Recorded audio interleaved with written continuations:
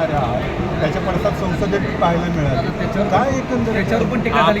आपण एक लक्षात घ्या, जेव्हा दिल्लीमध्ये तरुण युवकांचं आंदोलन होतं, त्या आंदोलनाच्या वेळेस सुद्धा या ठिकाणी आमच्या पक्षाचे लोकसभेतील जे गटनेते आहेत श्रीकांत देशमुख यांनी भूमिका मांडत असताना जी भावना तरुणांची होती त्या भावनेला वाट करून द्यायचं काम लोकसभेत केलेलं आहे. आपण जर त्यांचं भाषण बघितलं तर आपल्या लक्षात येईल. दुसरा वक्ता मी होतो, पण दुर्दैवानं दुसऱ्या दिवशी लोकसभेचं कामकाज त्या ठिकाणी चालू शकलं नाही. त्याच्यामुळं माझी भूमिका, माझं वक्तव्य त्या ठिकाणी लोकसभेत मला देता आलं नाही.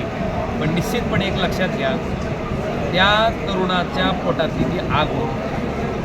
ज्या पद्धतीनं नीट परीक्षा जेव्हा होते आणि वर्षातनं एकदाच ही परीक्षा असते आणि ही परीक्षा आपण जर बघितलं असेल तर त्या ठिकाणी MBBSचं ॲडमिशन घेण्यासाठी अतिशय महत्त्वाचे आहे.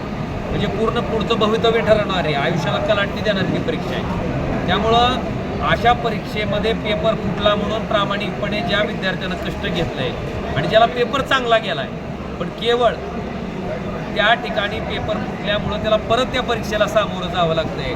मला वाटतंय त्या विद्यार्थ्याची भावना प्रत्येकानं समजून घेणं गरजेचं होतं आणि ती भावना मांडायचं काम त्या ठिकाणी आपण जर बघितलं तर डॉक्टर श्रीकांतजी शिंदेने त्या ठिकाणी लोकसभेत केलं आहे. जर वेळ मिळाला असता तर मीही त्या ठिकाणी मांडलं असतं. कारण एक आमच्यावर उदाहरण घ्या, आम्ही लोकप्रतिनिधी आहेत, आम्ही निवडणुका दर 5 वर्षानं त्या ठिकाणी निवडणुकाला सामोरं जातो. मला आपल्याला विचारायचं आहे की निवडणुकीचा कार्यक्रम जाहीर झाल्यानंतर, प्रचार झाल्याच्या नंतर अचानक ती निवडणुकीतल्या गैरप्रकारामुळे जर रद्द झाली आणि परत निवडणुकीला जर सामोरं जावं लागत असेल त्या लोकप्रतिनिधीला, तर त्याची काय मनाची भावना होते.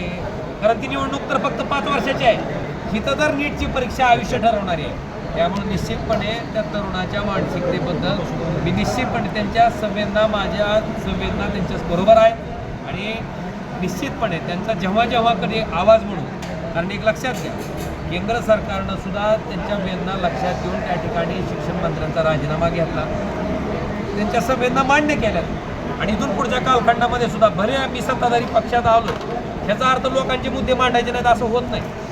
उलट सत्तेचा वापर करून लोकांचे मुद्दे मांडून ते प्रश्न सोडवण्यासाठी आज सत्ताधारी पक्षाचा प्रतिनिधी म्हणून सरकारमध्ये जे काही प्रयत्न करणं माझ्याकडनं गरजेचं आहे, अपेक्षित आहे, ते प्रयत्न मी निश्चितपणे प्रामाणिकपणे करत राहील.